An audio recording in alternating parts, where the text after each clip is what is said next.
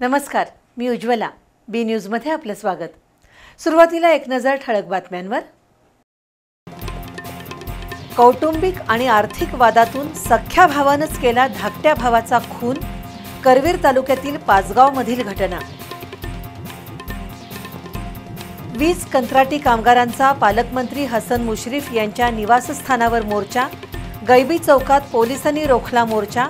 24 तारखेला नागपूरमध्ये ऊर्जा मंत्र्यांच्या निवासस्थानासमोरच आंदोलन करण्याचा इशारा.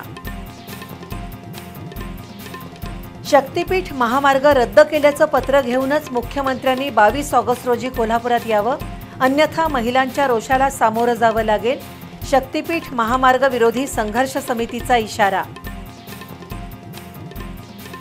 रामगिरी महाराजांच्या विरोधात कोल्हापुरातील मुस्लिम समाज उतरला रस्त्यावर. जिल्हाधिकारी कार्यालयासमोर झाली जोरदार निदर्शनं. आणि मुख्यमंत्री लाडकी बहीण योजनेतून मिळणाऱ्या पैशाचा उपयोग महिलांनी शॉपिंगऐवजी संसारासाठी करावा, आमदार नीलम गोऱ्हे यांचं आवाहन.